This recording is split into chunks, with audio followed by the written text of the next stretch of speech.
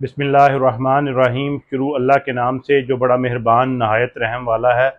मैं हूं यासिर, आपका होस्ट और आपका दोस्त। उम्मीद करता हूं आप सब खैर आफियत से होंगे। आज जो अहम तरीन एक डेवलपमेंट हुई है वो इमरान खान साहब के हवाले से है।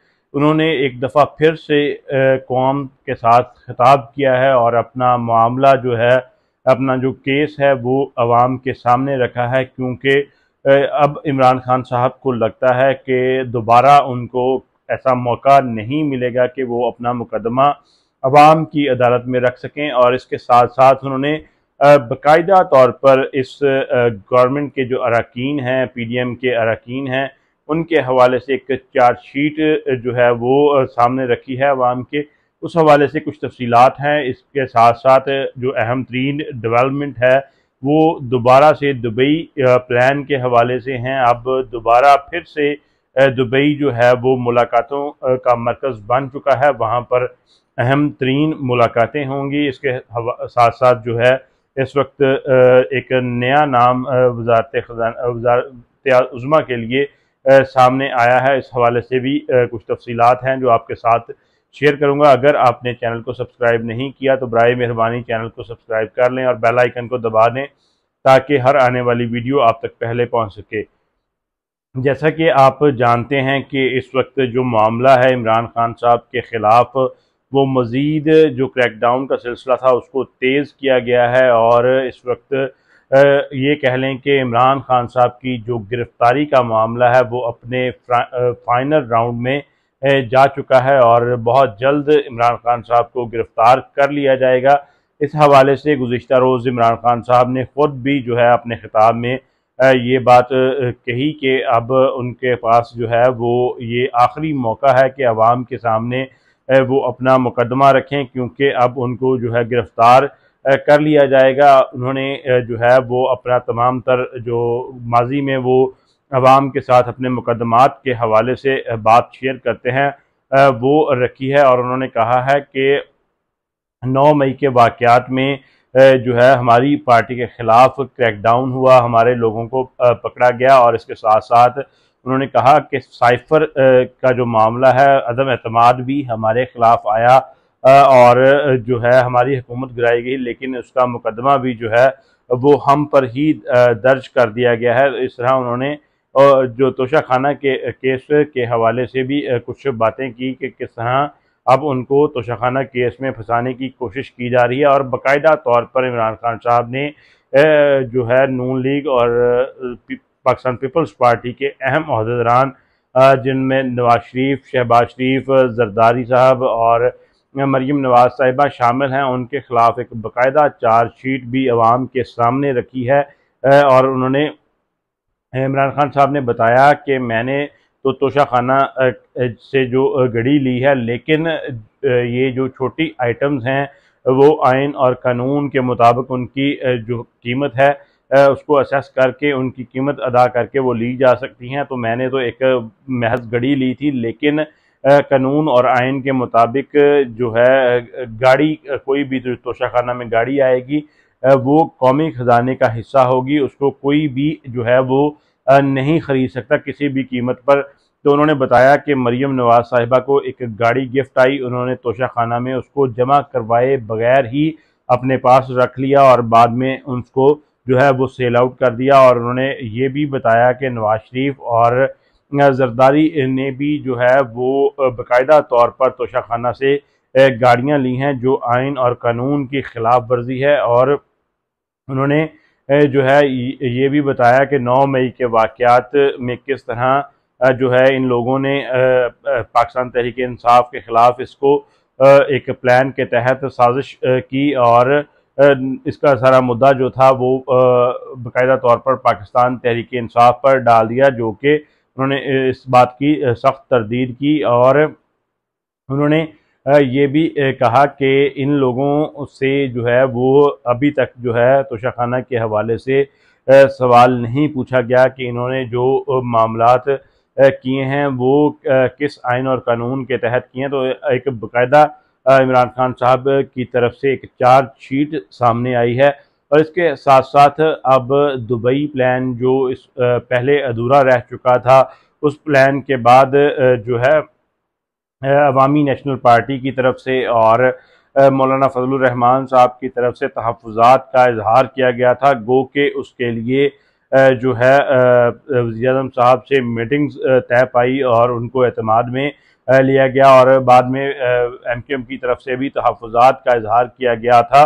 तो उनको भी जो है वज़ीर-ए-आज़म ने बाकायदा तौर पर अपने एतमाद में लिया, लेकिन जो दुबई प्लान का मकसद था वो उस वक्त कामयाब नहीं हुआ। अब दोबारा से फिर जो है वो दुबई प्लान जो है उस पर काम तेज़ी से शुरू हो चुका है और एक दफ़ा फिर जो है दुबई वो मुलाकातों का मरकज़ बन चुका है। इसी असना में पहले वहाँ पर बिलावल भुट्टो जरदारी साहब तशरीफ़ लेकर गए और फिर खसूसी त्यारे से आसिफ जरदारी साहब भी वहाँ पर गए और फिर नवाज शरीफ साहब ने जद्दा से लंदन वापस जाना था, लेकिन अब वो भी जो है वो वहाँ से बाकायदा तौर पर दुबई पहुँच चुके हैं। मरियम नवाज साहिबा भी दुबई में हैं। अब वहाँ पर दोबारा से जो है वो एक बैठक लगेगी।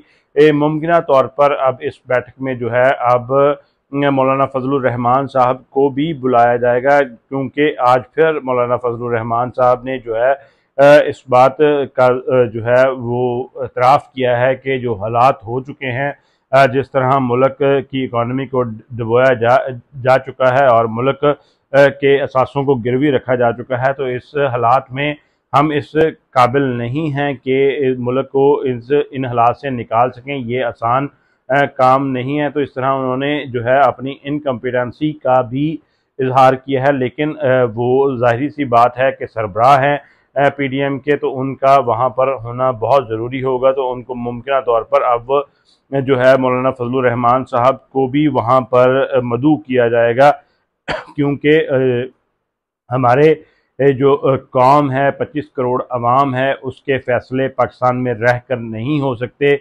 उसके फ़ैसलों के लिए कौम के टैक्स के पैसों पर ये लोग दुबई में जाकर मीटिंग्स करते हैं और 25 करोड़ अवाम के मुस्तकबिल का फ़ैसला करते हैं। अब वहाँ पर दोबारा से अहम तरीन मुलाकातें होंगी। उसमें मुमकिना तौर पर जो बात होगी वो निगरान वज़ीर-ए-आज़म के हवाले से और इलेक्शन के हवाले से दोबारा से नवाज शरीफ साहब से बात होगी, क्योंकि इस वक्त ना तो जरदारी साहब के साहबजादे बिलावल भुट्टो की कबूलियत हो रही है ताकतवर हलकों में और ना ही नवाज शरीफ साहब की, तो ये एक नया गठजोड़ वहाँ पर करेंगे और कोई ऐसी सूरत हाल बनाएंगे कि इनको जो है वो इक़्तिदार में हिस्सा मिले और ये नवाज शरीफ साहब भी वतन वापस आकर अपनी सियासत गर्म कर सकें। और मुमकिन तौर पर जो निगरान वज़ीर-ए-आज़म के मामले पर जो है गुफ्तगू होगी, उसमें अब हुकूमत की तरफ से और नवाज शरीफ और जरदारी साहब की तरफ से बाकायदा तौर पर यही कोशिश की जा रही है कि जो भी निगरान वज़ीर-ए-आज़म आए वो एक सियासी शख्सियत हो, लेकिन ताकतवरों की ये ख्वाहिश है कि वो एक इकोनॉमिस्ट टाइप जो है वो शख्सियत हों। लेकिन अब हुकूमत ने ताकतवरों को जो है इस बात पर कायल कर लिया है। इसमें आलमोस्ट जो फैसला है वो काफ़ी हद तक फाइनल भी हो चुका है। हुकूमत ने ये कहा है कि आप ऐसा एक वज़ीर-ए-आज़म लाएँ जो इकोनॉमिस्ट भी हो, इकोनॉमी को भी समझता हो, बैंकिंग को भी समझता हो और साथ साथ एक सियासतदान भी हो। तो अब हैरान कुन तौर पर इस मुल्क को तबाही के दहाने पर लाने के बाद और मुल्क की इकोनॉमी को बुरी तरह से फ्लॉप करने के बाद जो है हुकूमत की तरफ से निगरान वज़ीर-ए-आज़म का नाम दिया जा रहा है, वो इसहाक डार साहब को हुकूमत जो है इस वक्त बाकायदा तौर पर निगरान वज़ीर-ए-आज़म लाना चाहती है और इसमें जो है इसके सबसे बड़े हामी नवाज शरीफ साहब हैं। अब देखना ये होगा कि इसमें ताकतवर हल्के किस हद तक इस चीज़ को कबूल करते हैं, क्योंकि एक जर्नैल की एक्सटेंशन के मामले पर ताकतवर हल्के इसहाक डार साहब को जवाब दे चुके हैं और वो भी जानते हैं कि इसहाक डार साहब को क्यों लाया जा रहा है। अब नवाज शरीफ के राह में रुकावटें जो हैं हायल हैं वो दूर करनी है, तो इससे बेहतर जो है वो कोई भी ऑप्शन नहीं हो सकती कि इसहाक डार साहब को निगरान वज़ीर-ए-आज़म लगा दिया जाए। और इसके साथ साथ अब बाकायदा तौर पर दोबारा से PDM में अख्तलाफात जो हैं वो सामने आ रहे हैं। मौलाना फजलुर रहमान साहब जो है वो भी यही कहते हुए नज़र आ रहे हैं कि हुकूमत जो है वो नाकाम है, असासे गिरवी रख दी हैं, मुल्क की को जो है तबाही के दहाने पर डाल दिया है। डॉलर जो है वो उसकी कीमत में आए दिन इजाफा हो रहा है, महंगाई का तूफान है, इसको हम जो है वो कंट्रोल नहीं कर सकते। अगर हुकूमत ने इन तमाम तर मामलात को टेकअप ना किया, इनका सलूशन ना निकाला, तो हम बाकायदा तौर पर PDM से अलहदगी का इजहार करेंगे। और इसके साथ जो है इमरान रियाज खान साहब के हवाले से भी जो है वो खबरें गर्दिश कर रही हैं कि वो इस वक्त वापस आ चुके हैं। गो के अभी इस हवाले से